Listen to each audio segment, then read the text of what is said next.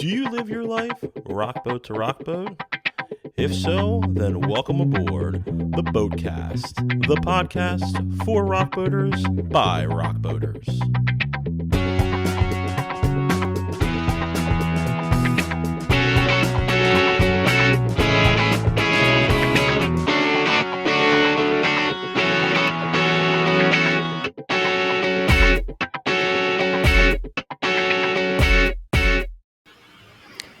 Ladies and gentlemen, from the Strumbellas, please welcome Jimmy and Dave. Welcome. Hey, everybody. Happy to be here. Yeah. Well, we're happy to have you on this boat. We've been looking forward to this podcast, man. When Chris gave us the word that you guys were going to be coming on, me and Mark's reaction was both the same, like, yes. That's we're awesome. buzzing to be here. Thank you for having us. First of all, congratulations on your upcoming Winter Chill Tour, which kicks off December 4th, which is pretty awesome. I'm always a big fan of the artwork with different artists and different bands. And I guess my first question is, how do you guys decide on the artwork of the poster and the music and stuff? We kind of got, sorry to jump in, Dave, but we kind of got this artist on board early on with the Part-Time Believer stuff named Matthew J. And the guy doesn't miss. It's one of those things that anything that he sent to us, we've been like, I love that one, and I love that one, and there's always like three options kind of thing. And he's always very kind of open to what we kind of want with stuff like that. And it's just like he kind of scoops it right out of our brains, and then we just have to pick between three winners usually, and it's been such a easy, nice experience kind of thing for us. So he's made life very easy. That's awesome. It's always a fascinating process. Some people have different journeys for the art in their music, and I'm just always curious. And I know there's a lot of boaters that also typically have those kind of questions as well. So yeah, thanks, man. So the Rockboat. You know, it's this magical musical festival on a cruise ship. How you had heard of the Rockboat prior to coming on, and or not really? I had heard of it. I think a few of us in the band had heard of it, but we're still learning. I mean, you just said boaters. We'll ask that question too. I was like, oh, they call themselves boaters. Like I'm Yes. learning as we approach the date. I'm getting psyched about it. Yeah, it's its own little community. They have virgin boaters who will be rock boaters, who will be on for the first time, and their lanyards are usually a different color. And that's wait. Is that like a little bit mean? Like, is it like? it's actually like it can be like we'll actually do episodes on the boat, and sometimes we'll bring on virgin rock boaters to capture their experience and to see what their thoughts were on it. And hopefully, it's always good. So that's why we keep ask doing them how they feel about wearing the scarlet letter around them the whole time. Will we have to wear the same scarlet letter on this boat? No, you will journey? not, Okay, unless you cool. take someone's. Yeah. I think like if I remember back to my first boat, when I put it on, I was like, oh man, like this has a 1 on it. Like, how are people gonna talk down to me? But no, it's kind of the opposite, right? Like they kind of guide you, right? Like, because a lot of times on your first boat, as kind of somebody who's going to see the music, is you have this mindset where I got to be on this schedule, and I got to be here, and I got to be here. And what like a lot of the people on the boat will kind of instill in you is that just let the boat kind of just ride the waves of the boat, you know? Yeah, it's definitely an opener where you see somebody wearing that one, and as boaters, it is a community. It's the Rockboat F word, a family. So we want to introduce people into that and get to know them and, make them feel comfortable. Amazing. So getting to know family, and you guys are going to be on the boat, so you guys are inherently now part of this family. The Strumbella, what is it? Where did it come from? Can you walk us through that? Yeah, this is like one of these things that we get asked about a lot, and we just there's just not a good story. There's just not a good answer. It's like, like, oh, we're so curious about the name, and the name is just literally something that we came up with once. Like that's it. Like the story is like, our old singer was just driving around. It's just like, oh yeah, Strumbella would be interesting. It gets misspelled lots of times. We get a lot of Strumbellas and stuff like that. But it's not like we should make up something, amazing about, like, I don't know, when someone was falling off a mountain cliff, like they saw us. Anyway, we should make up some kind of incredible story, but there isn't one, unfortunately. It's just a band name. Or like a lost piece of music artifact from the 16th century. It's a Strumbella. Yeah, exactly. That's a bit different from one of the last bands we interviewed. Is basically they were out at a restaurant and they asked their waitress what they should name their band, and she went away to think about it, and they said whatever she comes back with, that's what we're naming it, and it's stuck till this day. Fantastic. What was the name? Fantastic Cat. Yeah, That's a they'll good be name. on the boat. She did good. That's awesome. She did good. Yep. Now, Sweet. y'all are based out of Ontario, is that right? Yeah, most of us are either in Toronto or like around I was GTA, we call just it the up Crater. in Toronto for the T Swift concert this weekend. Oh yeah, all right. Oh, you got some of tickets? that Taylor Yeah. vibe.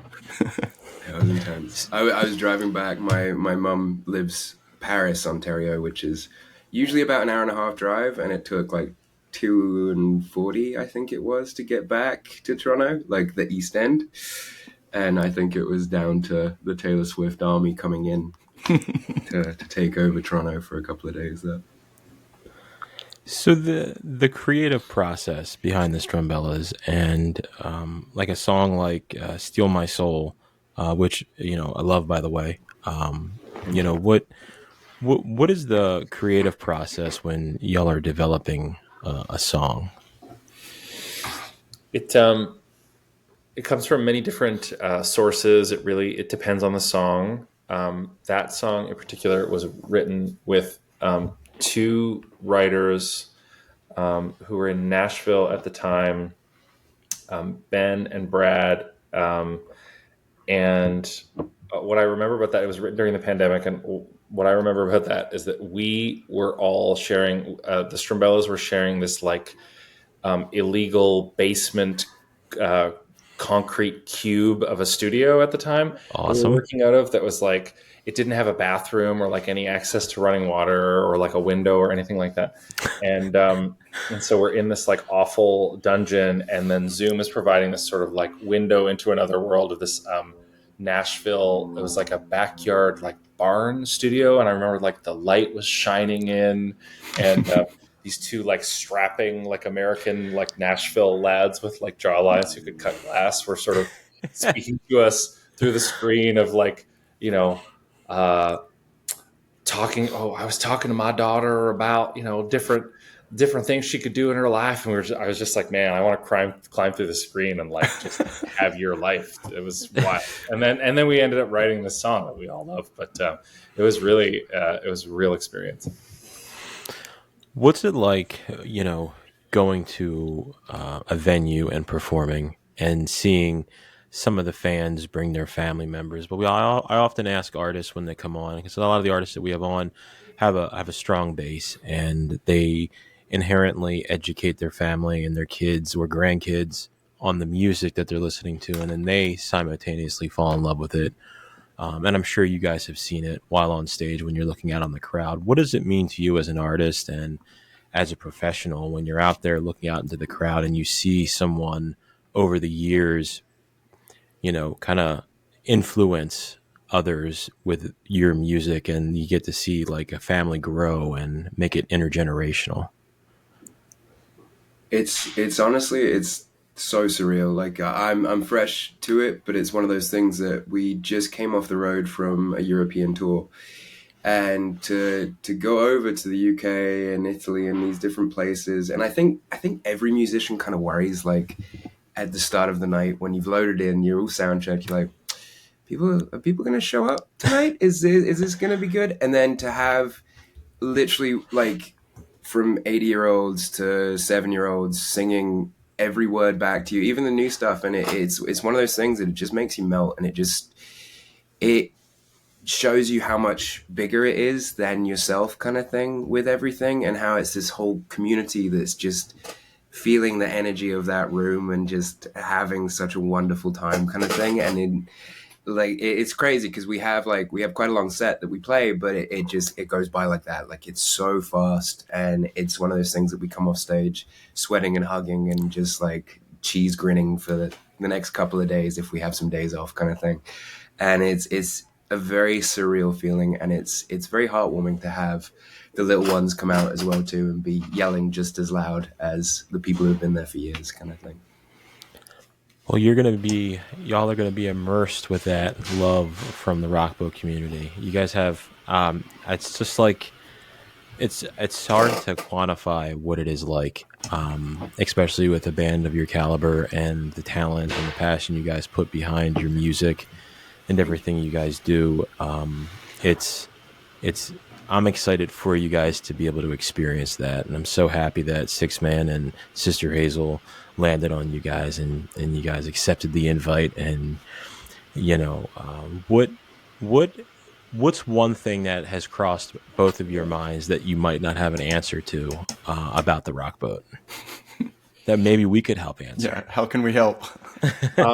How scared should I be about That's a common question, actually. A lot of the artists are like, what's it going to be like without the barrier? You're used to the stage, you're used to somebody, what's it going to be like going through the buffet with somebody right next to you who might be your biggest fan? Or maybe David saw one of those recent videos of the ship like going at like a 45-degree angle. That's one thing. I don't want to watch that video. It doesn't. It's never really happened, and I think there's probably 1 year of my 10 rock boats, and I've been on 11 total like cruises that it's been a little rocky. Eamon was nauseous, but not from the boat. Not from the boat. It's hard. The open bar. If you have a hard time rebooting and you're getting nauseous because of the boat, some days you can't get over the hump. So as far as like what to expect as far as like interaction with the fans, honestly, it's such a well-educated community that you don't have anything to worry about. People aren't going to bug you for autographs while you're trying to eat. They're not going to bug you for photos. There's a time and a place for that. It's usually the autograph days, the meet and greets. Honestly, you really have, everybody has a mutual respect. You could, I would have no reservations if it was, that's just my observation. And I think Mark and Eamon would agree. So you guys will be able to do what you need to do without being interrupted or bombarded. Many of them are just trying. They're just trying to hang. Yeah. At the casino late at night. I mean, what's up? Bet some money on red or black. I don't know. Casino. Okay, that's a new. That is the artist place to hang out with, like late night. Oh, all right. Well, I mean, I was mostly kidding. Everything that we hear about a boat is that it's amazing. Like, the community is so kind and nice. And I mean, maybe don't ask Jimmy about how grumpy I get like day 4 of the tour. So like we'll see. There might be like some internal Strumbellas discussions about like what's Dave going to be like. On like particularly hot days. Is that going to be a problem? You're selling yourself short. You're lovely. It's honestly, it's the funniest thing because we can be so groggy and run down and tired, and then we play a set, and Dave and I are always usually the ones that go straight out to merch kind of thing right after the set. And it's funny because we always kind of like, we bolster that idea that anybody could be here doing this kind of thing, and we love that idea because obviously there's kids watching and stuff like that, so if you can influence them to pick up a guitar, they'll probably be better at the guitar in 2 years' time than I am. And it's one of those things that it's just a lovely environment of normal people hanging out and just having a good time. And it's like almost that energy tennis with people. And yeah, I've got no worries about Dave. I'm more worried about my stomach, to be honest, for being on a boat for that long and kind of like, I'm intrigued. it's not. You won't. I mean, I don't think you'll feel anything. No. It's so big. It's just like. Have you ever been on a cruise? I think you said maybe you weren't. Never. No. I went on like a sailboat for like a week, and that Okay, wasn't so- bad. That wasn't bad. Sailboats are tougher than the That's big tougher. cruise ship, actually. Oh, no, Yeah. I'm nowhere Yeah. anymore. Now, Dave, have you been on a cruise before? Same as Jimmy. I've never been on a big cruise. I've been on a sailboat, and it had its days. But yeah, I expect this would be much easier. And also, like Jim, it's probably the opposite. Like not like you're on a boat for that long. It's probably more like to hit you more the first day, and then you get used to it, right, guys? Yeah, Absolutely acclimatized. right. Yeah. Yep. So you had mentioned a word there, Jimmy, that is very, very big and very important to the Rockboat community, and that is merch. Okay. It is a very, it's a very, I don't know, Mark, what's, help me out here with a word. It's I mean, a very, it's an entity. So Hazel always goes on with the very first show, the Sail Away show. And as soon as they are done their last song, the merch store officially opens. So the line starts. Like, people are that into the merch. So a lot of the bands will put together merch especially for the Rockboat with, some sort of sailing theme. And what's cool about the merch store is they kind of drip different merch out at different times, different days. So you won't have to be at the merch signing the entire cruise, It is run by Sixth Man, but people load up. I mean, I've even thought about going on the cruise and just bringing my theme night outfits and just buying from the merch and wearing what I buy. It's that much of an entity. Oh, that's Yeah, cool. like many bands, I think, say they like if they kind of have one thing they thought about after the boat was, wow, we didn't bring enough merch. Keep that in mind. Then. Glad we're getting a Maybe- heads up here, guys. Thank you. Maybe get some Yeah. designs going for it. We're just trying to look out for the boaters because Yeah. we know that they'll be upset if all of your products out by like day one. Yeah. Koozies are big as well. Some bands bring sunglasses, vinyl. Vinyl's big. Vinyl's big. so, you had mentioned that you guys were overseas, for a little bit, and I noticed that you guys are going to be on the way to the Rockboat. You guys are coming basically down the East Coast, it appeared, for some shows. What is it like band dynamics wise when you guys are touring? Do you guys delegate? Do you have one person that's in charge of making sure that you get to point A to point B, or is it kind of like, everybody in the band just kind of works together to figure it out? We're lucky enough to have a magic tour manager named Slipper Brown, and Nice. he takes care of everything kind of thing. And then we have this magic app. I'm actually better on the road than I am when I'm home because it's one of those things that there is timed out this magic app called Master Tour, which is just like you got to get in the van by 8 a.m. You gotta be by the venue at 12:30, load in, sound check at 2:30, and it's one of those that he has it so meticulously planned out for us, where it's really brain dead for us, and we get to just hang out and nap in the van and live a really easy life in comparison to the old days where it was the hassle of trying to like herd cats and get everybody together and be like, okay, we need to sound check now or we're not going to be able to sound check kind of thing. So it's been magic and very, very much an easier process for sure. Nice. Dave, what's the first piece of music equipment you ever bought? Oh, boy, that's a good question. You know what? I have a visual aid here. Hang on. Okay. Love it. This is gonna be great for the. This is gonna be great for the podcast. Who can't see this? This is the first guitar I ever owned. My parents bought it for me when I was 13 years old, and I Wow. decided I wanted to play a bunch of Pearl Jam songs. And Nice. you can't really see it, but around here it's like it's really, really worn through all the wood. And this is, for whatever reason, I was like very aggressively picking this guitar as a teen. Like I can't even imagine what I like now when I go to play it. It's not like I'm scraping the pick all over the wood. Anyway, apparently I was. So this was the first. I didn't buy it. My parents bought it. This is my first guitar. It's kind of like not a great guitar, but I have it on the wall here for like sentimental reasons. Actually. Nice. Jimmy, what was the first concert you ever went to? Do you remember Nick Lachey's band, 98 Degrees? I do. It's gonna be 98 degrees in Honduras. Real. So my half cousin, I think she was, she won radio meet and greet tickets to go see them and the Baja Men. And it was, shit. I think I was about 13 or 12.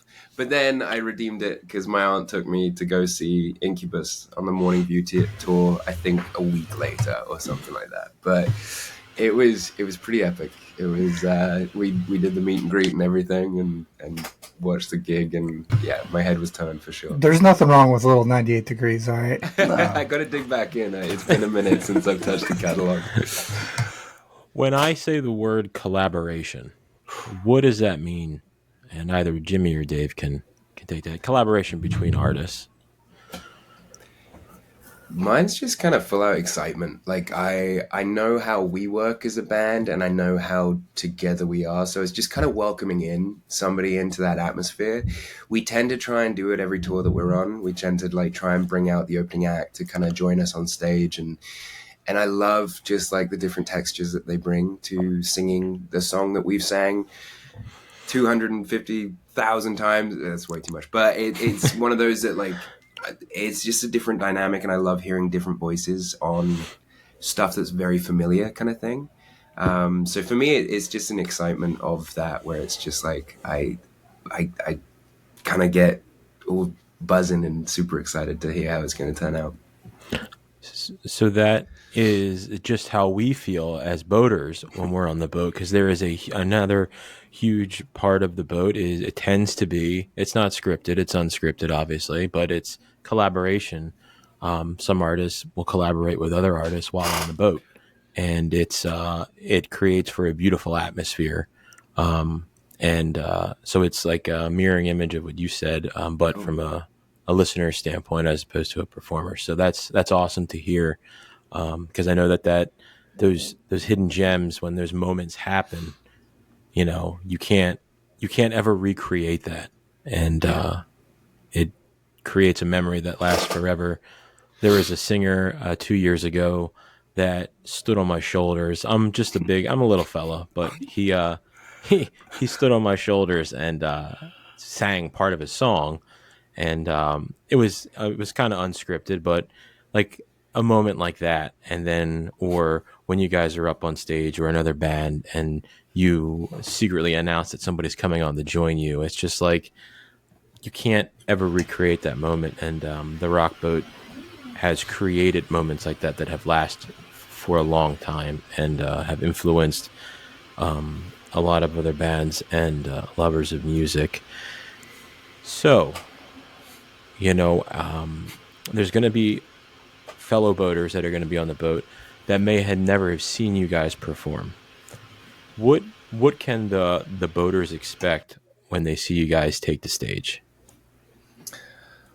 We have I don't know that people like understand our band just from listening to the music as like a party band. Like our music can be like a bit of a downer, but like it is not. The show is not a downer. We want everybody up, dancing, singing especially. So like anyone who's listening to this, like bring your vocal cords to any of the Strumbellas shows, because as Jimmy will tell you over and over again in the set, we need your voices. We need to hear you singing the songs back at us. Awesome.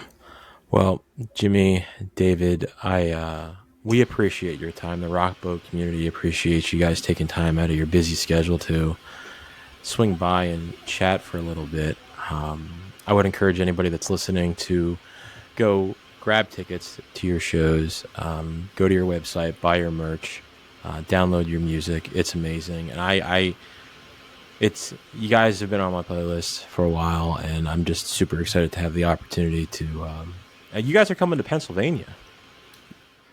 Yeah, Wow. Pittsburgh though. Oh, it's It's a little far. We didn't book it. No one's given Cast a private jet yet, so. One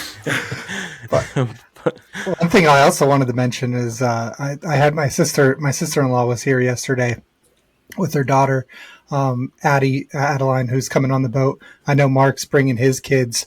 I asked like who they're pumped to see, and she had said the Strumbellas are 11 years old. Yeah. So you're doing something right, guys. And I was like, you know what? We're going to be interviewing them tomorrow. By the way, so, that's so lovely. Funny how it all works. Yeah. That's awesome. Well, can't wait to meet her.